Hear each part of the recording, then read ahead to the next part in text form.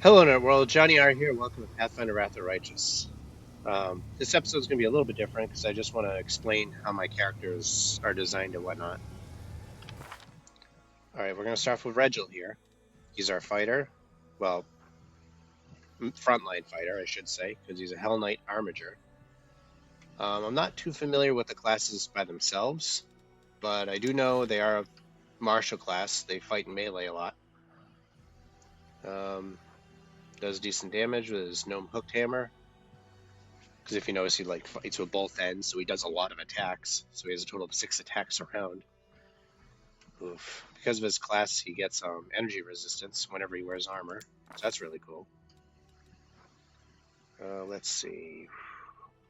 Yeah, I let the computer kind of design him because, again, I'm not really good at designing fighter type classes, except for fighters themselves, because they're actually kind of easy. But this right here, I don't have any idea what these two classes do, but the computer seems to know. Yeah, like Order of the God Clock can give everybody a defense bonus.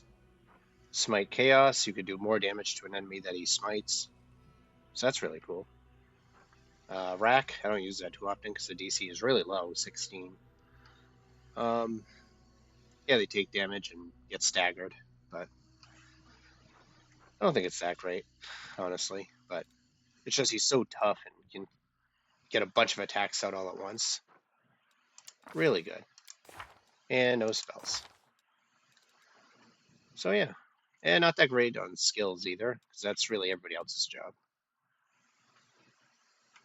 Yeah, decent armor class. That's good. Not that great a will, but good fortitude. Actually, let's check out his inventory. Helmet of Weakening Torture. That's a nasty one. Amulet of the Apothecary. Good against poisons. Mithril Full Plate. Really strong. That's where he gets most of his armor class from. I can raise his armor class up a little bit more if I have him equip the shield. 35. That's really cool. Although he doesn't hit too often. Balanced Defender, so he gets a little bit of a bonus when he uses the sword. Yeah. But if you notice, it gets way higher when he does the double-headed weapon. Cloak of Resistance, Ring of Protection, Ring of Evasion. That's a good one. Brace of Heavy Hand. Wasn't 100% sure how that worked, but I figured it has something to do with the weapon he's using. Yeah, double weapon. Boots of Free Reign. Freedom of movement's a really powerful ability. Like if you ever play Pathfinder, if any time you get a piece of equipment that says, "Hey, you get freedom of movement," just as an effect, you should definitely get it. So if you like get entangled or whatever, you can actually move out of it. So that's good. I really should fill out his belt with more potions and whatnot, but it's fine. Really strong, really tough, good dexterity and everything, so can really stand up and fight, you know. All right. Up next here we have Sociel, our healer, our cleric. He's really cool. Let's see. Not that great of skills except for religion, because cleric, you know, why not? Um, his biggest power right here is channel positive energy. Whenever you play a cleric, channel positive energy should be your focus, because it heals everyone around you, which is really good. However, you have to make sure to take selective channeling too, or you're going to wind up healing the enemies too. I remember when I first played a cleric in Pathfinder, I kind of did that. GM kind of looked at me, looked at everyone else, and went, "Wait, that's everything." It's like, oh, so you heal the enemies for well, enemies are healed back to full. But I did try to like diplomacy my way out of it because we were beating the crap out of the enemies, going, "Guys, you really want to keep going like this?" And the enemies were like, "All right, fine." uh, but anyways, yeah. Augment summoning because I kind of make him kind of a summoner too. I read channeling while I was trying to say summoning. Yeah. Maximize because maximizing healing spells is just awesome. Extra channel to channel more. Oh yeah, one of my favorite abilities here is Bit of Luck. And you'll notice I do that on Wenduag a lot because that lets you roll twice for the skills and take the better result, and that's really important in this game. Ugh, you don't know how many times I rolled ones in this. And it's like, oh, you broke the luck. You can't do it anymore. So yeah, now he has mythic channelings. Now you get extra healing. That's really good. Not that bad in melee. That glaive that he has does a lot of damage because that's his goddess's preferred weapon. Which is funny because Shelyn is basically the goddess of beauty and art and all that. So violence is actually the last thing on our list, but her weapon's a glaive. But that's because it's not Zon Kuthan, but I believe it's one of the other gods that are like entrapped in her glaive or whatever. I don't know. You'll have to look it up, but it's something like that. It's really cool. Yeah, so decent in combat, really good. Let's see. His thing though is his spells. Are his spells. Whatever. Greater Restoration. Unfortunately, we don't have Diamond Dust, but Greater Restoration fixes almost anything, you know.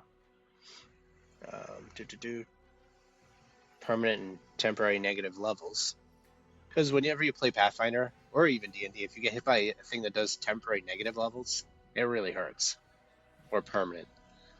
Ugh. Because then you lose levels, you get weaker, and it's just nasty. But a cleric can fix that. Alright. Inspiring Recovery. I don't use that too often, but I probably should. Heal. Heal is nasty. Or, technically, it's the best spell in the game for healing. I say nasty because it does a maximum 150 hit points at 15th level. Oof. Just boom. You're healed. Awesome if you use it against undead, because then they explode. Greater Dispel Magic. Really good one. Break Enchantment. That's really important for when you get polymorphed and whatnot. Breath of Life. In an actual game I played in real life, Breath of Life was really important for our party. Recently slain creatures. Yeah. So it's like if they just fell and went, oh look, I'm at negative, 20. It's like Breath of Life, and they could bring them back without having to use like diamond dust or whatnot. Raise dead, or a diamond. I'm sorry, a whole diamond. It's very expensive, but yeah. So clerics are really good at keeping everyone alive. You can design clerics to be like fighters, like taking Holy Smite or Blight, whatever. Order's Wrath and Divine Power. You can make them really powerful and just start messing things up. But yeah, Social is of Sheila, and I made him more the healing type and yeah, summoning monsters and protections, and we really need that. Make sure like we take as little damage as possible, Yeah. Phylactery of Positive Channeling. So whenever he uses channel positive energy, it's another 2d6. So that's really good. Does nothing but healing. Natural armor +1. I could probably upgrade that later. Full plate of Spell Nullify. Gives away spell resistance 23. You remember how much I hate spell resistance, but it's really good when your guys have it, obviously. So that's cool. Cloak resistance +2, regular. Belt of Giant Strength +4. That's why he's so strong. Herbal Ring. What does that do? +4 bonus and saving throws against disease, nausea, sickened. Because those can get frustrating. Ring of Protection +2. Braces of Dominance. Critical hit with a two-handed weapon, such as a glaive. Enemy must pass a will saving throw or become unable to attack for 1 round. I think that did happen in the past, and I totally forgot about it. Boots of Stampede. Rank in Athletics skill as a bonus against damage roll and a successful charge attack. I probably should have him use that more often. Or better yet, that's fine. Banshee's Heart. You must pass a Fortitude saving throw, or suffer 2d8 plus 4 sonic damage, and become prone for 1 round. So that's pretty cool. Heavy crossbow, not that great. Holy Disruption Heavy Mace, because, I don't know, he's a cleric, so I figure something like that would be really good. AC 28, and flat-footed 28 if he equips his sword and shield, the mace and shield. So that's pretty cool. Eridan's Wrath.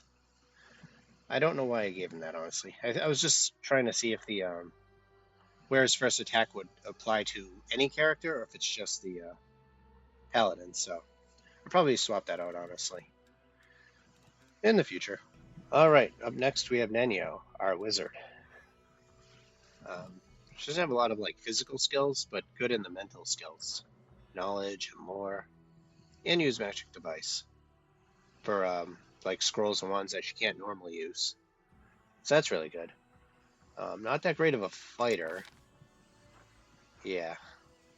Whenever she tries to fight, and I guess she does have a bite attack, but yeah, not really a fighter, you know. Her biggest thing are her spells, as wizards are, you know. Let's see, blah blah blah. Scroll specialization, that's a good one. Scroll mastery.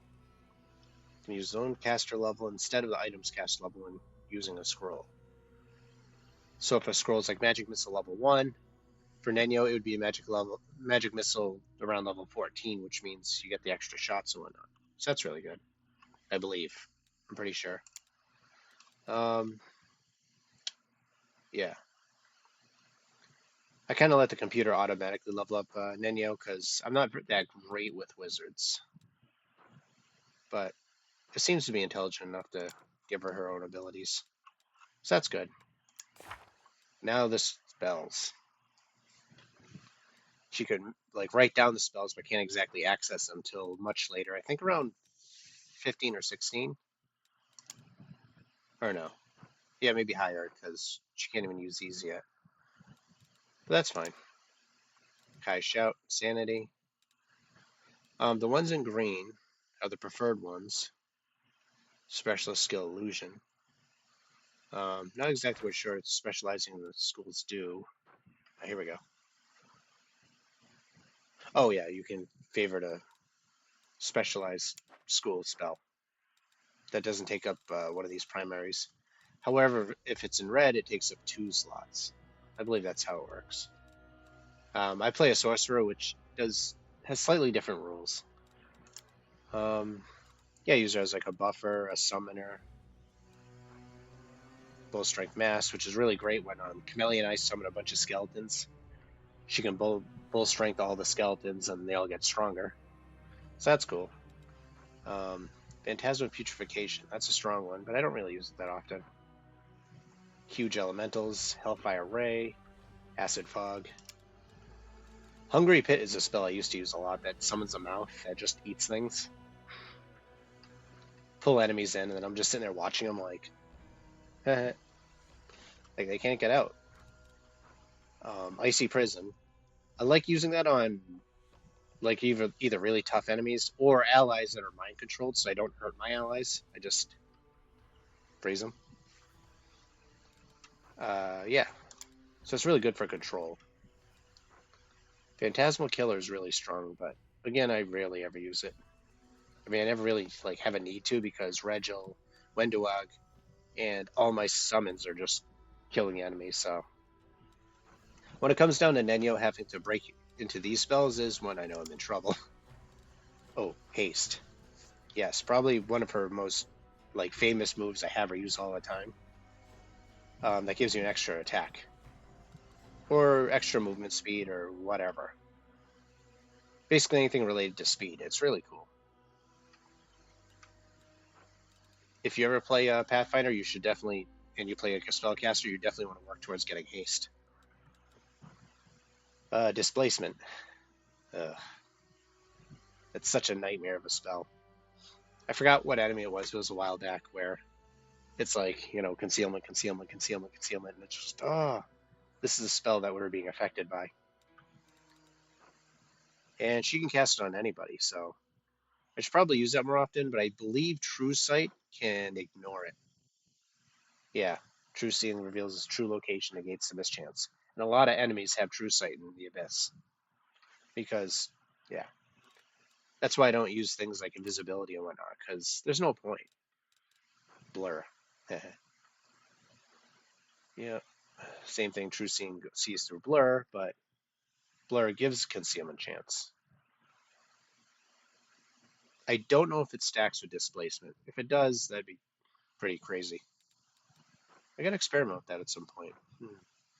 Then there's actual invisibility, which you just can't be seen, and mirror image, but only you can only cast it yourself. So that's why it's all right. Scorching Ray requires a ranged touch attack, so it's kind of hard to use sometimes. Magic Missile's good, and a bunch of other random spells. That's fine. All right, next up we have Nenio's equipment. Headband of Vast Intelligence +6, because why wouldn't a wizard want that? Amulet of Agile Fists, I just gave that to her just cuz. Why not? Probably sell it though, it's 9,000 gold. Ratcatcher's Goggles. Oh yeah, because Wendawag originally had those, but I gave Nenio these instead. I think that only applies towards like actual like attacking. I don't think it applies to spells, but if it does, that'd be really cool. Cloak of Cleansing, Compulsion and Disease, Ring of Protection +3, Belt of Physical Form, Braces of Eldritch Scholar.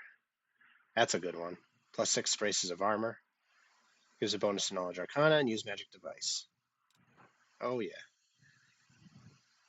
Could have sworn I had or something better than a staff, but I don't know. Hasty Eradicator. 2 additional attacks during a full attack action. I don't remember why I gave her that. There was a reason, but I can't for the life of me remember what it was. I was trying to set something up, but I don't know. Her equipment's pretty basic because wizard. Wizard's spells are their biggest thing. Okay. Up next we have Camellia, our spirit hunter. She's pretty decent in melee. Has a good base attack, good armor class. Not that great of skills, except for knowledge lore, or lore nature. Lore nature. I don't know why they separated knowledge and lore. It's basically the same thing, but I don't know. Lore nature and lore religion. They're alright. Her melee attack is alright. Being a spirit hunter, she has different abilities, such as spirit enhancement, or enchantment rather, and hexes, such as healing, slumber, fortune. That's a good one. Yeah, I don't really use her enchantments too much, and I probably should. Battle Spirit's a good one. Although it's kind of weird that it takes like standard action, so she can cast it and then just kind of stand there for a minute. That's all right, because usually I have her do that after she summons, her quicken summon rather. So that's pretty good. Her primary power comes from her spells. I too gave her Greater Restoration like Social because Restoration is just such a good spell to have.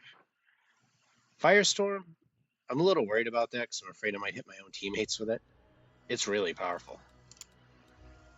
Let's see, Greater Dispel, that's a good one. Summon Nature's Ally 6, that's really good. Mana cores are just nasty. Raise Dead because I haven't really needed it too often, but it's always good to have, you know, somebody who can cast it, or at least 2 that can cast it. So in case Socio goes down, Camellia can back up, you know. Create Undead. That's like 1 summon, but it's really, really powerful. Cure Moderate Wounds Mass to heal everybody. Having a group with 2 healers is not a bad idea. Breath of Life, that awesome spell. Cure Light Wounds Mass. Kind of like a fake channel. True Seeing. Only 1 casting of it. I should probably have her memorize more. Another summon spell. More importantly, inflict critical wounds, because that's the only spell that could actually heal my character, because she's undead and cannot benefit from the cure spells. Ooh, otherwise cures will hurt like crazy. And more restoration, because restoration's always good. And skeletons. Animate dead, animate dead, animate dead. Just keeps spawning like hordes and hordes of skeletons. It's really strong. Because it's a little weird to say, but in when I played Kingmaker, I didn't do any videos on that because that game's just annoying. But in Kingmaker, the enemies will like critically hit you a lot, and it happens a lot in this game too. So my counter to that is to create a bunch of minions, just have them surround the enemy. So it's a greater chance that the enemy will waste their criticals on flimsy skeletons and not hurt any of my more important characters. So yeah, that's why I do what I do. In combat, when you just see those hordes of skeletons just dogpile the enemies. More curing, more inflicting. Summon Nature's Ally, which, they're alright. 1d3 natural mites. Or a giant frog. They're okay. Ooh. Unbreakable Heart. This is a very important one, despite being a first level spell, because Dominate Person is nasty. And Confusion. Those will help you break out of it easier. Oh boy.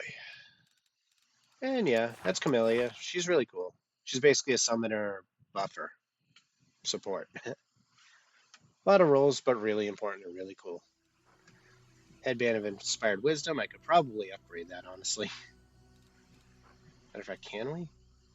Intelligence, Wisdom. Yeah, let's do that right now. Boom. There we go. Wisdom 22. All right. Bone Amulet, which, yeah, is there. Hides her alignment. I don't know. I'm assuming she's some sort of evil. Maybe some sort of kind of serial killer. I don't know. Because of her past, the way she's always like trying to execute people in the streets and whatnot. Very strange.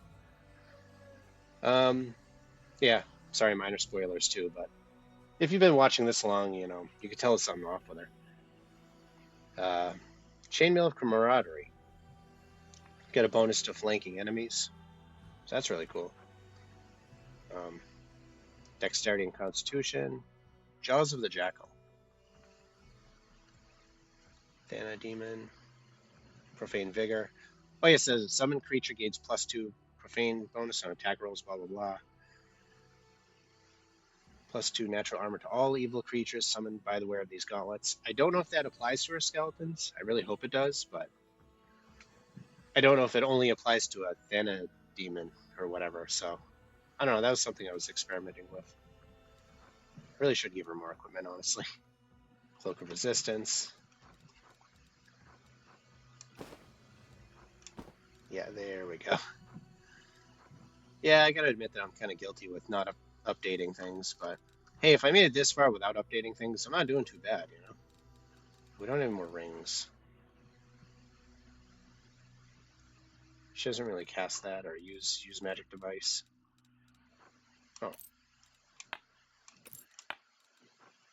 Oh, whoops. Yeah, you can't wear 2 of the same type of ring, unfortunately. Or you can, it just won't do anything. Can she? That'll count. Okay, cool. A little bit better, at least. Oh, sorry. Yeah, so Ring of Protection +2, Ring of Luck +1. That'll raise all of her things here. The Illustrious Sweep. Enemy struck must make a 4/2 saving throw or be blinded. That's nasty. And Buckler of Ray Negation, which I love this right here. +5 bonus to AC against ranged touch attacks. And that's actually really hard to raise, so it's really cool. And a Holy Light Crossbow, because, I don't know. She doesn't really shoot too much, she just summons and buffs. Yeah.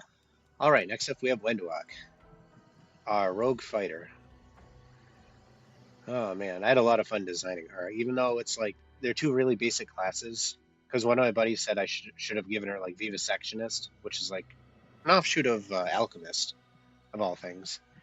and she could drink potions and throw axes. But I was like, nah, I'll just keep her a basic rogue. It's fine. I prefer to keep things simple. So she has like a nasty base attack bonus. And her armor class isn't too great, but remember, I usually give her a bow, and she usually stands back and lets Regil and all the skeleton minions go forward. So she doesn't really need that high of an armor class, all things considered. Um, let's see. Her skills. Her skills are really good, thanks to levels in Rogue. Trickery for like breaking locks and disarming traps, because every like adventuring party needs somebody who has those skills, even if they don't fight. Because some of my buddies like hate the fact that rogues really aren't that great in combat, but I'm like, they don't need to be if they have the skills to back it up. Kind of like if any of you played Dragon's Crown, how Ronnie is, how he just runs around the background and doesn't really do anything. But when there's a locked chest, he runs over and picks it. It's like, let him do his thing. Really high perception. Gonna need that for these types of things. Now, I know it only says 1d6 plus 8 damage here. It's like 9 to 14. Okay. But remember, she also has sneak attack. In this case, 4 ranks in sneak attack, which means she does 46 additional damage. So basically, each shot will, provided she sneak attacks, she'll do 5d6 damage, which is really good. Evasion, that's a good one. So in case people throw fireballs at her, there's a chance she can totally dodge it. Or in the case of traps, I believe. So that's really good. So if she messes up a trap, she can jump out of the way. Yeah.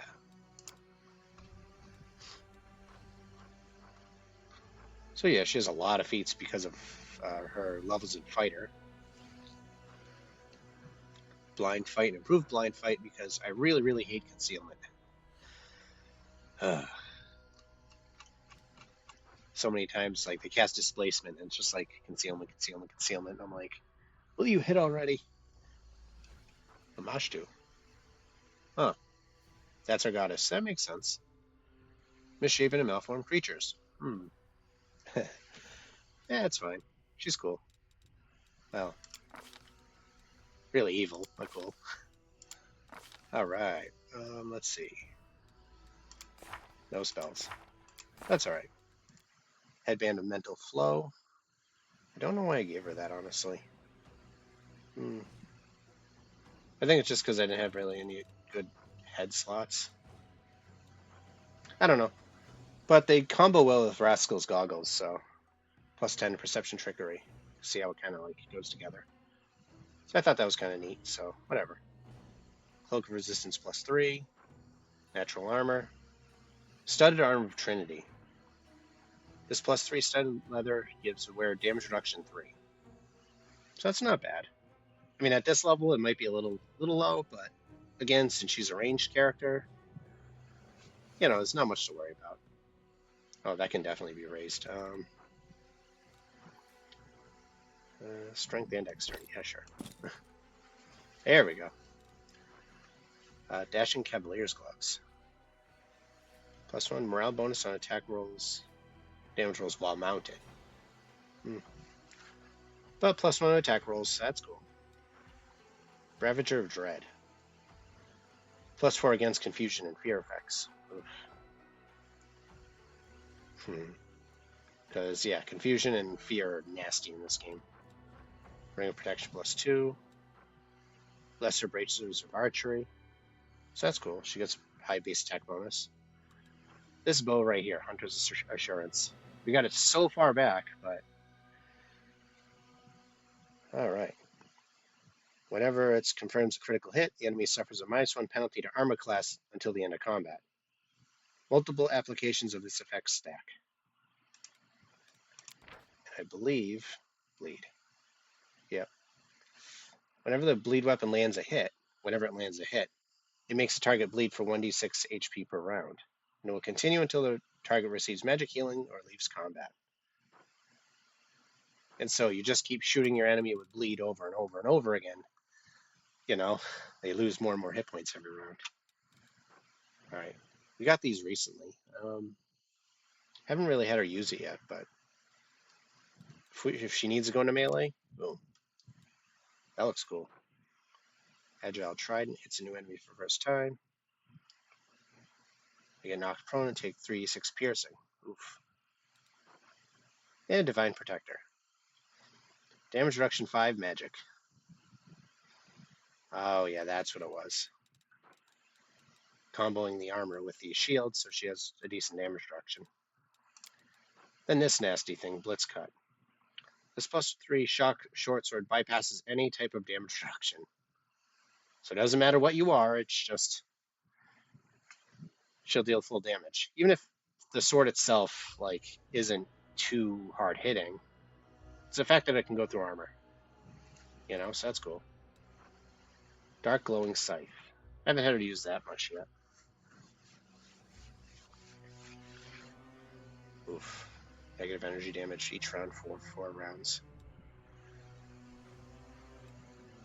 Yeah. So she's really tough, really strong, shoots up enemies. Alright, finally we have my character. Not that great on the skills department. Athletics mobility being, really, really poor, as she has noodles for arms. Innate strength, very flimsy. But, decent trickery because of her dexterity. Okay knowledge and lore, not great. Okay perception, not great. Persuasion, maximized, because being the leader, you probably should have the best persuasion in the game. Although I think you can technically have that with other characters too, but it's fine. Being a cross-blooded sorcerer bard. I'll explain why I did that later. I know it's going to be a little weird for the optimizers out there. Not that great in melee. Low armor class, not that great base attack. But being a spellcaster, you don't really need those. Although, being a lich, let's see here, you can make a melee lich if you'd like, but I'm more the spellcaster. Neutral evil. Oh boy. Let's see. Because the undead blooded arcana and the infernal bloodline arcana, I gain all sorts of other abilities. Death's Gift, cause fear, channel negative energy, just a whole host of abilities. Let's see. Abundant casting is great for sorcerers because then you just get more spells. It's really nuts. Let's see. I'm trying to find my favorite abilities.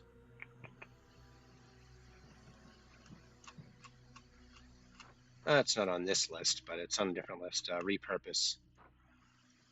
Grasp for the Dead. I really got to try that spell out, too. Huh.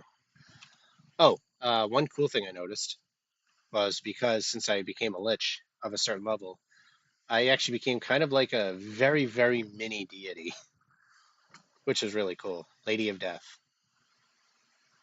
And now people who pray to her can actually gain spells. Well, mostly undead. So that's really cool. Death, evil, strength, undead, subdomain, and war. Ugh. And that's a rare thing, honestly. Channel negative energy, so she can damage everything around her, everything living around her, or heal undead around her, plus herself. That's really cool. So she summons undead, obviously. Undead plague beast mastodons. That's what, and that was one of the ones that stomped on Vlexi in the last episode for 100 points of damage. Deadly magic can ignore spell resistance. So remember earlier in this series when I'm like magic missile and enemies like spell resistance, haha. Now with deadly magic I go, yeah, no. Just keep shooting them anyways. Oof.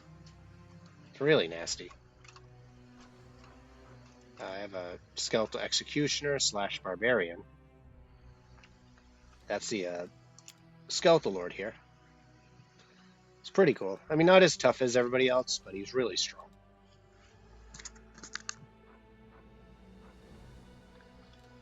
Okay. And of course, as a spellcaster, her primary strength comes from her spells. Oof. Oh yeah, I want to explain. Go to level 1 here. You see this group of spells here. You know, it's a decent amount. An actual wizard gets way more to choose from. You know what I mean? A larger variety. But a wizard can only memorize a small amount of those. You know what I mean? Per day. But, you know, a wizard can choose from any of this list, but has to memorize each spell individually. So yeah, it's like if you want this many casting this magic missile, you have to assign it. Whereas a sorcerer, I get this list of spells here, much, much smaller, but I have way more castings per day. So I don't have to go, okay, I want to memorize 5 magic missiles. I could just say, I want to cast magic missile. If I feel like casting it 15 times in a day, I can. Then I'll be out, but, you know. Or if I want to cast it once and then cast Cause Fear in a large person, I can do that, you know. So it's like less flexibility, but more castings. Better for like shooter types, like yeah, with magic missile and whatnot. Let's see. So start with the biggest. Okay, for spells, Domain of Hungry Flesh. You saw in the last episode when fighting Valexia. Deals 2d6 plus caster level damage, entangling and dealing 1d4 damage to a random physical ability score. Lasts 1 round per caster level. Now the nasty thing is it says DC 27 for difficulty class, but I don't think you actually roll. So as long as you're standing in the area, you take that damage. And that's nasty. Oof. That spell with all the teeth and claws and whatnot. I love it. It's disgusting, but I love it. Feast of Blood is a spell I use frequently that you'll see me. I'll cast a ring and it just deals a tremendous amount of damage to a group of enemies. Not affected by target spell resistance, so I can just drain. The group of enemies just melt. And it grants a caster temporary hit points equal to the maximum damage dealt. So even though that's why you see like 153 plus 45, or 45 plus 153, is the extra hit points. So I have to go through these before I go through these. And yeah, if you remember some of the combats, I can have almost 100 temporary hit points. So it's like, if an enemy does decide I'm going to move past everybody and attack you, the sorcerer, my character goes stab, and I'm just, really? And the enemy's like, uh-oh. False Grace. That gives everybody temporary hit points. That's nasty, especially when I combo it with the skeletons. So I'll summon a skeleton horde. I have Nenyo cast Mass Bull Rush and Haste. I cast False Grace. It's just nuts. It's a good combination. I should use Dominate Person a lot more, but Repurpose is just so much fun. Like you all saw, like, hey, look, a dragon. That's mine. Oh, look, a Calavacus. I can just cast Haste over and over again. I want that. That's mine. It's really cool. I don't really use this. Oh, Animate Dead. Yeah. Animate Dead's really cool. That's where all the hordes of skeletons come from. Mastery of Flesh. That's a very nasty one because I can heal allies. Ooh. I don't need it too often because we have enough healers in the group, but it's there. I like having flexibility and options. Yeah. Visibility, that's a good one. Magic Missile's like my favorite. So, yeah. Hat of Heartening Song. Gains fast healing whenever the wearer of the hat uses any song. So I could basically regenerate all the other characters in my group just by using the Bard song. Amulet of Epic Songs, so it'll last longer. So yeah, having a group that can have fast healing in combat is really helpful. Goggles of Pure Sight. I have yet to use those. Overcome spell resistance.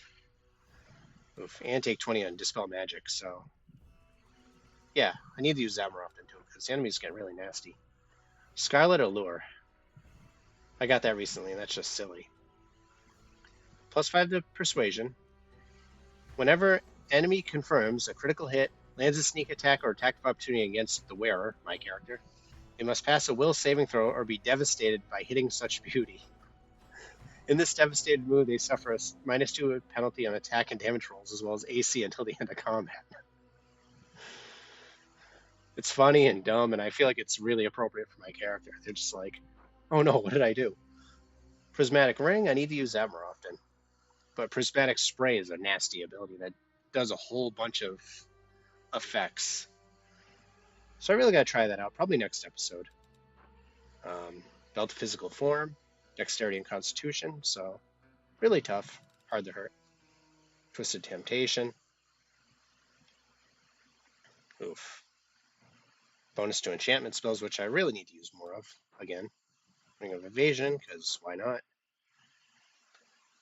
Engraved Lucky Bracers since the beginning of the game, because, I don't know, I get sentimental and don't want to change it. Tender Touch.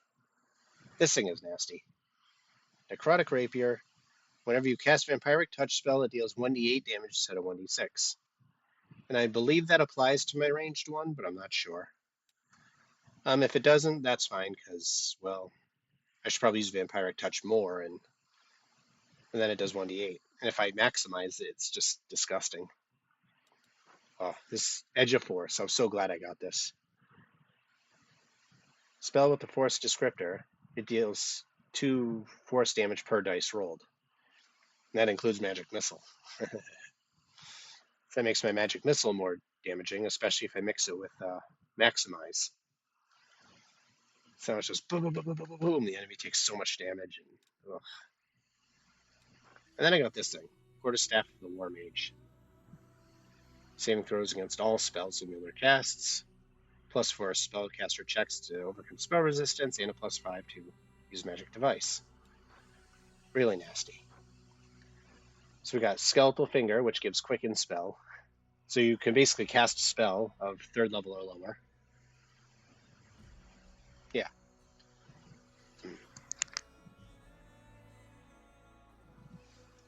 Or, no, Quicken Spell.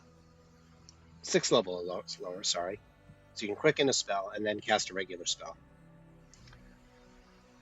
Oof. Yeah, Bone Shaker, Vampiric Touch, or Bone Shatter. I know, you've seen it in some of my episodes. Or Exsanguinate. It doesn't recover the daily use, so I'm not 100% sure how that works. I don't know if it's broken or what, but I don't know. Old Grimoire, more spells, because why not? Really cool. Lesser Maximize, that's what I was telling you about, where you basically don't have to roll for damage, you just deal the most amount of damage, but only up to 3rd level spells. Duality of Conjuration and Summoning. Oh my god, this item right here has got me out of so many jams, if you remember. That giant, like, floating meatball thing was beating the crap out of my group, and I'm like, an AC 40, what the heck? And then I summoned the divas, and the divas just... Were they divas? Yeah, the divas just beat the crap out of it. And then, yeah, last episode with Alexia. It was just down to me. I used this, and the divas came in, and, well, she kind of wrecked them, but they dealt enough damage to kill all the other ads around, and it's awesome. But I also discovered that in videos combats I didn't really show you, sometimes the divas can turn on you. And then I have to fight them, and then I'm like, crap. 10% chance that the creatures will break free of control and start attacking the owner. Yeah. Wait a minute.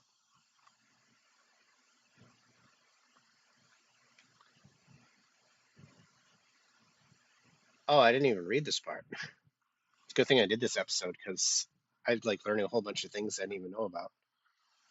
Cool. All right.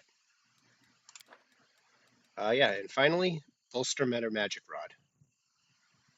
And what Bolster does, it does 50% of whatever spell you're casting. So that's really cool. Bolster spell, yeah. Oh. Oh, no, it's different now. Okay, never mind. That's the tabletop version. This version, spell now deals 2 points more damage per dice roll to all its targets. Additionally, all enemies within 5 feet of the spell targets are dealt 2 points of damage. Huh. Spell can no longer apply precision damage. It's a good thing I looked that up because I actually didn't know. Cool. Yeah, that's it for the equipment. So I hope you all enjoy this and have an understanding of how my characters are designed. And yeah, it might not be optimized, but they've been working, so that's cool. All right, so this is Johnny R signing off for the night. Have a good night, everyone.